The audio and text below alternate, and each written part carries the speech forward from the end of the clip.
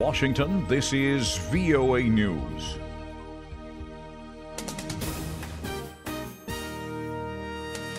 I'm Christopher Cruz reporting.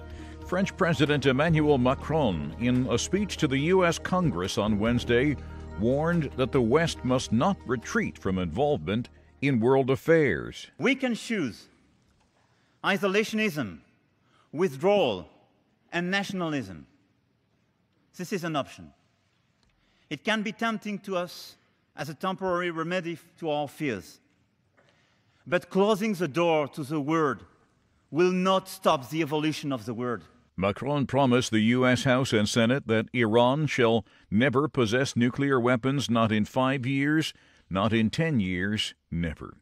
A federal judge has ordered the Trump administration to keep in place deportation protection for 700,000 young undocumented immigrants known as Dreamers. Associated Press correspondent Jackie Quinn reports. District Court Judge John Bates says President Trump's Department of Homeland Security determined that the DACA program was unlawful, but that decision was virtually unexplained. So he's giving the department 90 days and says if there isn't a better explanation, then Homeland Security will have to process new as well as renewal DACA applications. Jackie Quinn, Washington. The U.S. government is conducting an intensive investigation into allegations of crimes against Rohingya Muslims in the Southeast Asian nation of Myanmar. The Reuters news agency reports 2 American officials said more than 1,000 Rohingya men and women in refugee camps in neighboring Bangladesh have been interviewed. About 20 investigators with expertise in international law and criminal justice conducted the interviews in March and April. This is VOA News. The U.S. Supreme Court heard arguments Wednesday on the latest version of President Trump's travel restrictions against 6 mainly Muslim-majority nations. Associated Press correspondent Shirley Smith reports. The Trump administration is asking the court to reverse lower court rulings that struck down the travel ban. The policy has been fully in effect since December, but this is the first time that the justices are considering whether it violates immigration law or the Constitution. The court will consider whether the president can indefinitely keep people out of the country based on nationality. It will also look at whether its policy is aimed at excluding Muslims. Justices are looking at the third version of a policy that Trump first rolled out a week after taking office.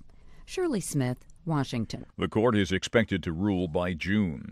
A 72-year-old man suspected of killing 12 people and raping 45 throughout California in the 1970s and 80s was identified Wednesday as a former police officer. A law enforcement official said Joseph James D'Angelo was fired as a police officer in 1979 for theft from a store. He's been arrested and is in jail. Scott Jones is the sheriff of Sacramento County. We started some surveillance. We were able to get some discarded DNA, and we were able to confirm what we thought we already knew, that we had our man.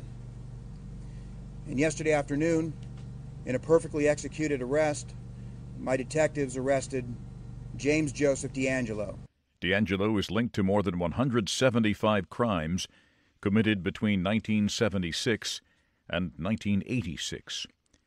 45 people have been indicted on charges of operating a multi-state opioid ring involving one of the most powerful and addictive painkillers.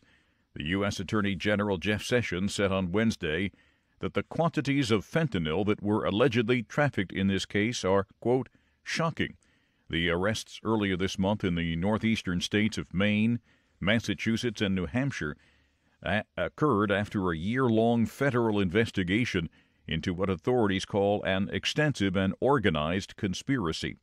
Most of the defendants face life in prison and fines as high as $10 million if convicted. You can find more on these and other late-breaking and developing stories from around the world, around the clock, at voanews.com and on the VOA News mobile app. From the world headquarters of the Voice of America in Washington, I'm Christopher Cruz. VOA News. That's the latest world news from VOA.